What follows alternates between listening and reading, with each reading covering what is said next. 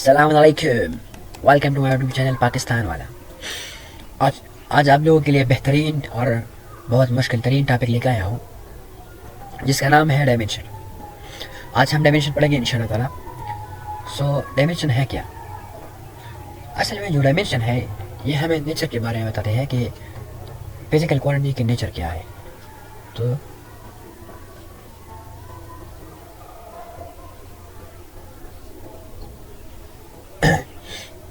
Physical quantity के nature के बारे में हमें बताते हैं कि इसका नेचर किस तरह। ठीक है। दूसरी बात यह है कि हमारे पास जो 7 बेसिक क्वांटिटीज़ है, SI सिस्टम में हम इस्तेमाल करते हैं इसको हम एक खास स्पेसिफिक सिंबल से रिप्रेजेंट करते हैं और इसको हम स्क्वायर ब्रैकेट में लिखते हैं। तो इसको हम क्या कहते हैं? डायमेंशन कहते हैं। ताकि इस तरह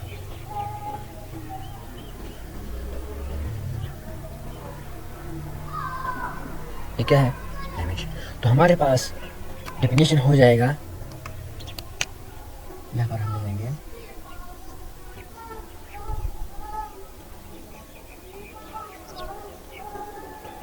dimension describe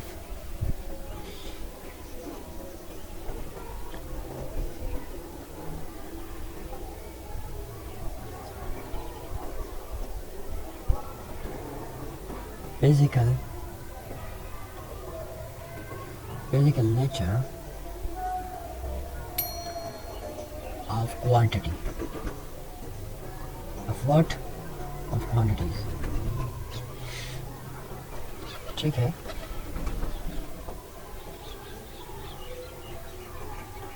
each base quantity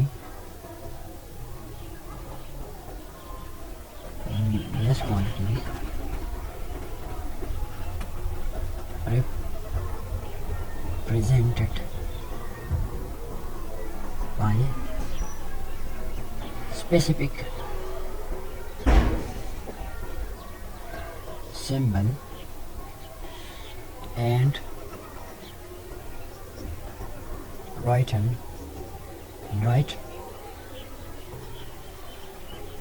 within square bracket।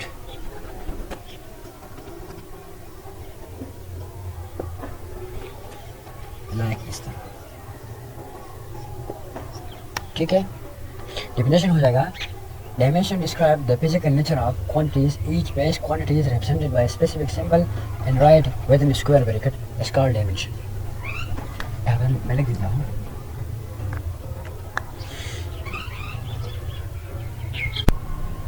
Is called dimension. जो बेसिक क्वांटिटीज है उसका अपना एक अपने डायमेंशन होते हैं और इसको हम स्पेसिफिक सिंबल और रोमन कैपिटल लेटर से रिप्रेजेंट करते हैं। मिसाल के तौर पर मैं लिख देता हूँ,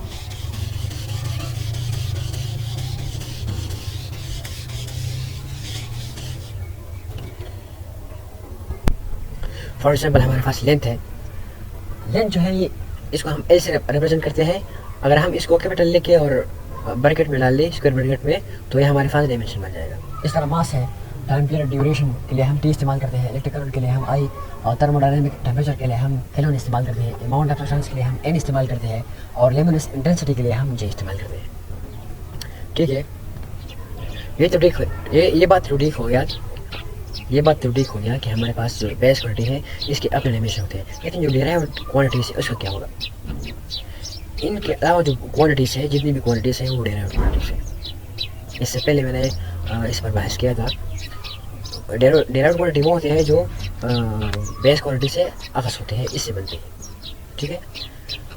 इसके अलावा जितनी भी क्वांटिटीज है वो डिराइव्ड क्वांटिटीज है और उसको हम रिप्रेजेंट करते हैं in the term of base quantity. जो वो डिराइव्ड क्वांटिटी के डायमेंशन जो है वो प्रोडक्ट है बेस क्वांटिटी के डायमेंशन के प्रोडक्ट है। मिसाल के तौर पर हमारे पास एरिया है। एरिया किस चीज़ से बनी है?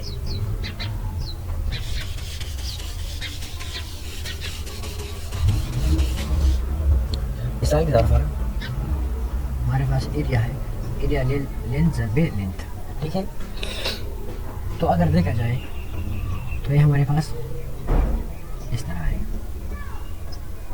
ये दोनों हमारे पास बेस क्वांटिटी से इन्होंने डेराइव्ड क्वांटिटी बनाया है, इसलिए मैंने आपसे पहले कह दिया कि हमारे पास जो डेराइव्ड क्वांटिटी की डायमेंशन है वो प्रोडक्ट है किस चीज़ की, बेस क्वांटिटी की डायमेंशन की प्रोडक्ट।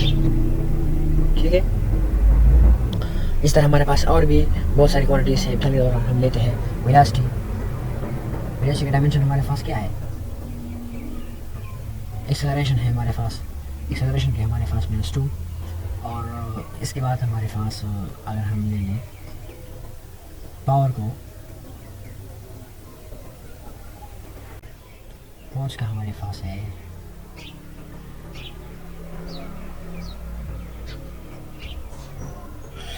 यहाँ पर एक अहम बात मैं आपको बता देता हूँ।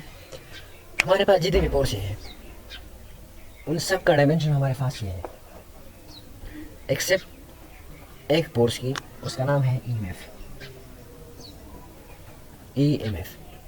क्यों? क्योंकि ये पोटेंशियल है, इसलिए इसका डायमेंशन क्या होगा, इसका डायमेंशन हमारे पास होगा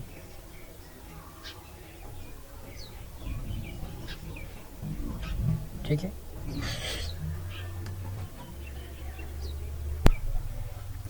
और हमारे पास जो एनर्जी, वर्क और टार्क, इन तीनों का डायमेंशन सेम है। इन ब्रैकेट में इस तरह भी सवाल आता है कि हमसे पूछा जाता है कि व्हिच ऑफ द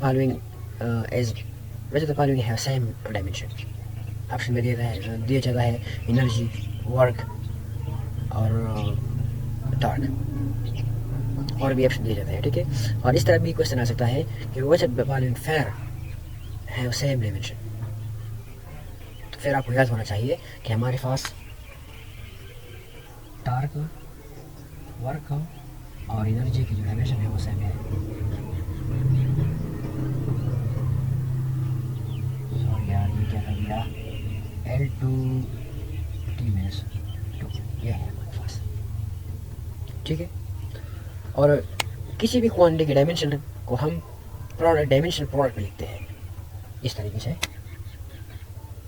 मिसाल के तौर पर हम लेते हैं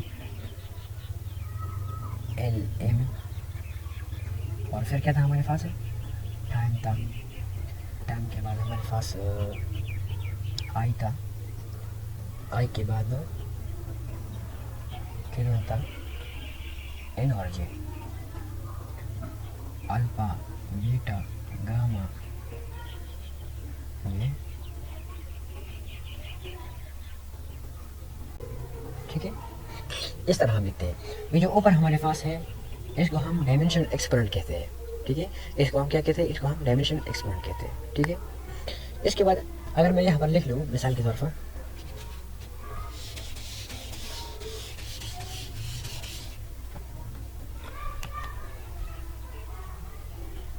1 kilometre is equal to 1 micrometre. Dimension ये बात ठीक है, इक्वल भी है और डायमेंशन होमोजेनियस भी है। यहाँ पर मैं लिख देता हूँ डायमेंशन सेम, इक्वल भी है, लिखा ही बहुत गड़बड़ कर रहा है यार, और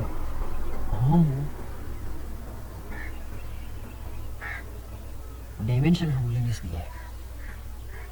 ठीक है, क्यों, ये सब क्यों सेम है, क्योंकि because both sides have length, दोनों साइड पे क्या है लेंथ है। मैंने आपसे पहले भी कह दिया कि हमारे पास जो डायमेंशन है वो सिर्फ नेचर को बताते हैं, मैग्नीट्यूड को नहीं बताते, इसलिए हम यहाँ पर सिर्फ नेचर को देते हैं। ये इस साइड पर भी लेंथ है और इस साइड पर भी लेंथ है, मैग्नीट्यूड की बात हम नहीं करते। ये अगर अनइक्वल है तो मैग्नीट्यूड के लिहाज से अनइक्वल है। ठीक है, इस बात को याद रखना। ठीक है, इसके बाद हम पढ़ते हैं होमोजेनेटिक प्रिंसिपल। ठीक है,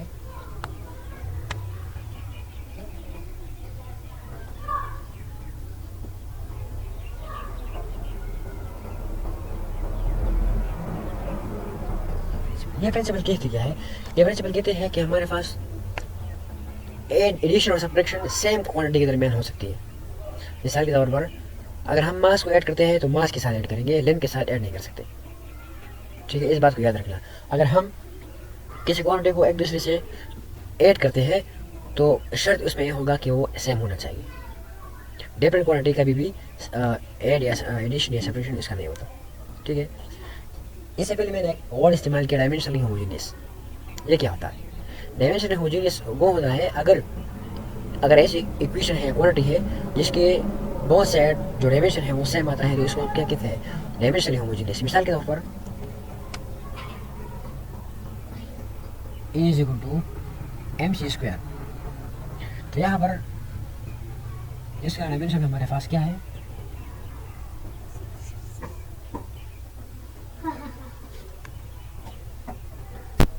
और इसका डायमेंशन भी हमारे पास ये है। इस साइड का और इस साइड का, दोनों साइड का जो डायमेंशन है वो सेम है, इसलिए हम इसको डायमेंशनली होमोजेनियस कहते हैं, ठीक है। अगर हम लिख ले h 1 divide by a² t², ये इसका फार्मूला है a² t²। इसका डायमेंशन हमारे पास हो जाएगा l और इसका हो जाएगा हमारे पास ये एक्सेलरेशन है l², और ये टाइम है, तो ये टाइम हो जाएगा हमारे पास। अच्छा, तो ये सेम नहीं है, इसलिए इसको हम डायमेंशनली होमोजेनियस नहीं कह सकते, ठीक है। अब कुछ मॉडल एमसीक्यूज है जो कई बार इम्तिहान में आया भी है और एक मॉडल की तरह तौर पर मैंने इस लेक्चर में दिया है। सबसे पहले एमसीक्यूज हमारे पास है f is equal to at plus b divide by c plus s। यहाँ पर जो ए बी सी है ये अननोन लेटर है हमारे पास। टी जो हमारे पास है वो टाइम है और एस जो हमारे पास है वो डिस्टेंस है, ठीक है। और हमें सी का डायमेंशन मालूम करना है। किस चीज़ का? सी का। अगर आप में से तेज़ बंदा है जो इंटेलिजेंस है तो वो जल्दी समझ आएगा। जिसको भी आता है कमेंट ज़रूर कर देना, ठीक है। तो यहाँ पर हमारे पास आएगा ये वाली ऑप्शन। क्यों? इससे पहले मैंने आपको एक प्रिंसिपल बताया, होमोजेनिटी प्रिंसिपल। उस प्रिंसिपल में ये बताया गया था कि हम सेम क्वांटिटी को ऐड कर सकते हैं, ठीक है। सेम क्वांटिटी को ऐड कर सकते हैं, डिफरेंट क्वांटिटी को हम ऐड नहीं कर सकते। और यहाँ पर क्या है? यहाँ पर एडिशन है, ठीक है। तो जब हमारे पास डिस्टेंस का डायमेंशन l है तो सी का खामखा l होगा, ठीक है। दूसरा बिल्कुल हमारे पास है f is equal to m velocity r, यहाँ पर मास है, ठीक है। इनका जो एक्सपोनेंट है, पावर है abc, इनका वैल्यू पता करना है हमें। अगर आप में से कोई इंटेलिजेंट बंदा है तो वो डायरेक्टली इस इक्वेशन से निकाल देगा, mv² डिवाइड बाई r, ठीक है। तो ये हमारे पास ये r ऊपर चला जाएगा, ये -1 होगा, और ये तो कौन सा? ये वाला टिक रहेगा, ठीक है, ठीक है। लेकिन अगर आप में से बहुत सारे बच्चे ऐसे हैं जिसको ये फार्मूला भूल जाता है, तो इसके लिए फिर हल करना होगा, डायमेंशन एनालिसिस करना पड़ेगा, ठीक है। लोगों किस तरह करना पड़ेगा?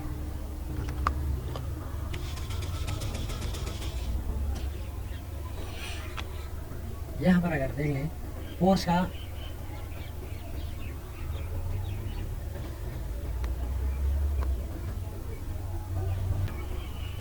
डायमेंशन हमारे पास क्या है? ml की पावर -2, और यहाँ पर हमारे पास क्या है? m है, तो ये m हो जाएगा, ठीक है। वेलोसिटी का डायमेंशन हमारे पास l की -1 और r का हमारे पास l आ जाएगा, यहाँ पर b आ जाएगा, ठीक है, यहाँ पर c। इसको हम अप्लाई कर देंगे lb और t -b और lc, इन दोनों को ऐड कर देंगे, lb प्लस c और t -b। अब इनको कंपेयर कर लो, कंपेयर कर लो, इस तरह आ जाएगा, ठीक है। तो ये हमारे पास ठीक है। दूसरा एमसीक्यूज है हमारे पास, तीसरा एमसीक्यूज है हमारे पास, what will be the equation of speed of wave in which a string have t tension, l is length, m is mass, ठीक है। ये बता रहा है कि स्पीड का इक्वेशन क्या होगा वेव में, जहाँ पर हमारे पास t टेंशन है और l हमारे पास लेंथ है, m हमारे पास मास है, ठीक है। इसके लिए फार्मूला भी है अगर आपने किसी के याद को, लेकिन मैं चाहता हूँ कि इसको मैं डायमेंशन एनालिसिस के ज़रिए कर लूँ। तो पहले इसके एनालाइज करता हूँ, ठीक है। ये हमारे पास क्या है, टेंशन है। तो टेंशन का डायमेंशन हमारे पास है ML T-2, ठीक है। एल ये अपनी जगह पर आ जाएगा और एम बी इस तरह हो जाएगा, ठीक है। तो ये एम और ये एम कैंसिल हो जाएगा और ये 2 और इसको हम काट ले तो ये हमारे पास इस तरह आ जाएगा। तो ये क्वालिफाई करता है ये, ठीक है। जो स्पीड ऑफ इक्वेशन है, स्पीड का डायमेंशन भी ये है हमारे पास है, ठीक है। तो इसलिए ये ऑप्शन हमारे पास क्या है, ठीक है। अब हमारे पास डायमेंशन की कुछ टर्म है, उसको पढ़ेंगे। सबसे पहले हमारे पास है डायमेंशन वेरिएबल। इसका मतलब ये है कि वो फिजिकल क्वांटिटी जिसका डायमेंशन है लेकिन मैग्नीट्यूड इसका वेरिएबल है। डायमेंशन इसका है लेकिन इसका मैग्नीट्यूड जो हमारे पास है वो वेरिएबल है। For example force, energy, acceleration, इसका मैग्नीट्यूड वेरिएबल है, चेंज होता जाता है, ठीक है। और डायमेंशन कांस्टेंट किसे कहते हैं, तो डायमेंशन कांस्टेंट वो फिजिकल क्वांटिटी जो डायमेंशन तो रखते हैं, डायमेंशन है लेकिन कांस्टेंट है। मिसाल के तौर पर अगर हम ले लें प्लेन एंगल अगर हमारे पास हो जाए, ठीक है, या हमारे पास स्पीड ऑफ लाइट कांस्टेंट वगैरह है, ठीक है, ये होता है। तीसरा जो हमारे पास है वो डायमेंशन लेस वेरिएबल। इसका मतलब ये है कि वो फिजिकल क्वांटिटी जिसका डायमेंशन नहीं है लेकिन मैग्नीट्यूड वेरिएबल है। For example plane angle, solid angle, strength. चौथा जो हमारे पास है वो है डायमेंशन लेस कांस्टेंट। इसका मतलब यह है कि वो फिजिकल क्वांटिटी जिसका डायमेंशन नहीं है लेकिन मैग्नीट्यूड कांस्टेंट है, मैग्नीट्यूड में कोई चेंज नहीं आता है। तो कौन से है, प्योर नंबर 1 2 3 4 5 6 7 8 9, ये हमारे पास प्योर नंबर है, इसमें ये आते हैं। और पाई जो है वो भी आते हैं, ठीक है। और जो 5वां नंबर है डायमेंशन फार्मूला। अब डायमेंशन फार्मूला किसे कहते हैं, वो एक्सप्रेशन जो हमें शो करता है कि किसने और कैसे और किस क्वांटिटी, किस बेस क्वांटिटी ने फिजिकल क्वांटिटी के डायमेंशन को जाहिर किया, ये दिखाया है। समझ गए, दोबारा बच्चे, और किस बेस क्वांटिटी ने फिजिकल क्वांटिटी के डायमेंशन को जाहिर किया, जैसे हम कहते हैं डायमेंशन फार्मूला कहते हैं, ठीक है। इसके बाद वाला जो हमारे पास है डायमेंशन इक्वेशन है। डायमेंशन इक्वेशन वो इक्वेशन है जो हमको जो रिप्रेजेंट करता है dimension of physical quantity. Physical quantity के डायमेंशन को रिप्रेजेंट करता है, तो इसको हम क्या कहते हैं, क्या कहते हैं, डायमेंशन इक्वेशन। इनका एग्जाम्पल मैं ले लेता हूँ। यहाँ पर हमारे पास फोर्स और एनर्जी, यहाँ पर स्पीड ऑफ लाइट और प्लांक कांस्टेंट, ठीक है।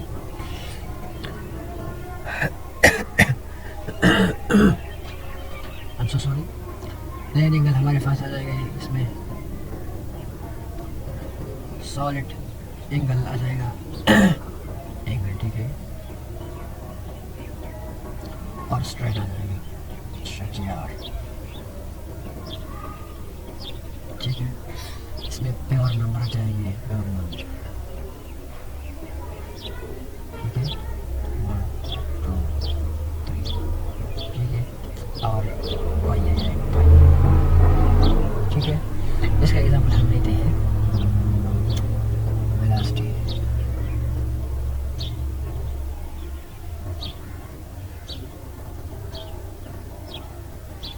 वॉल्यूम। ये वेलोसिटी है, ये वॉल्यूम है, ठीक है। ये इस तरह हो जाएगा M3, ठीक है, फार्मूला, ठीक है।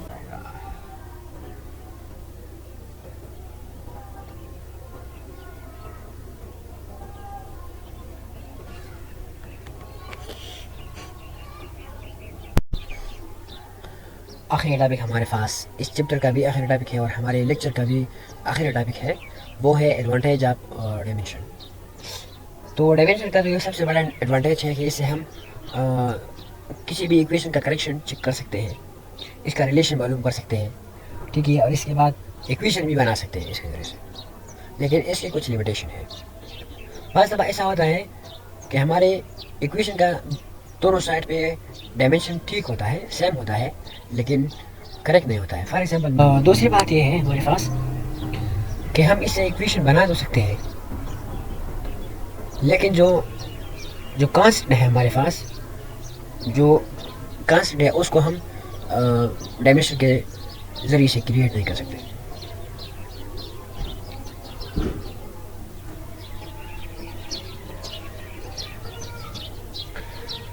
जो जो डायमेंशन लेस कांस्टेंट है हमारे पास, उसको हम इस मेथड से ऑब्टेन नहीं कर सकते।